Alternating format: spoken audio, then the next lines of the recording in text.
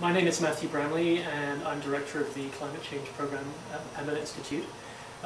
Today we released a detailed analysis of the federal government's proposed regulations for greenhouse gas emissions from cars and light trucks. Light trucks means SUVs and minivans and pickup trucks. So basically, proposed federal regulations for greenhouse gas emissions from personal vehicles. And these are regulations that the federal government announced and unveiled in draft form this April and is intending to finalise in the fall. They would apply to new vehicles sold in Canada for model years 2011 to 2016.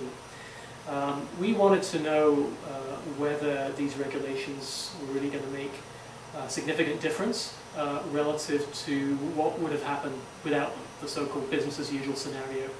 So I'm going to focus right away on what we found for new cars sold in Canada. And this is what we can see here. This line here is the historical trend in average fuel economy of new vehicles, new cars sold in Canada from 1990 up to 2010. And we can see right away that there's a historical trend towards better fuel economy.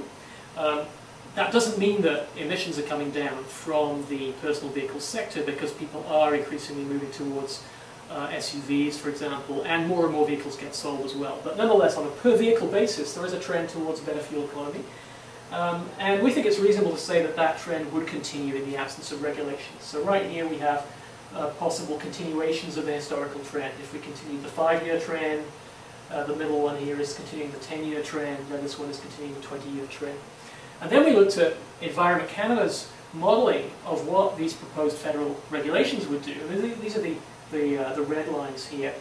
And there's a couple of them, because the solid one is the sort of raw targets in the regulations, and the dotted one, or the dashed one, is Environment Canada's modelling of what the regulations would actually require when certain credits are counted.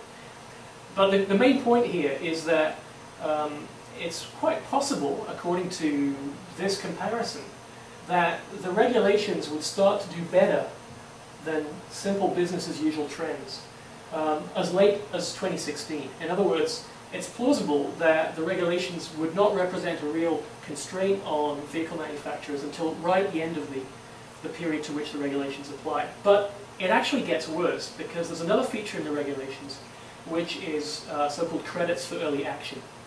And according to the regulations, automakers can earn credits for the difference between this level here right down to actual performance. So this is the reference point for earning early action credits in 2009 and 2010.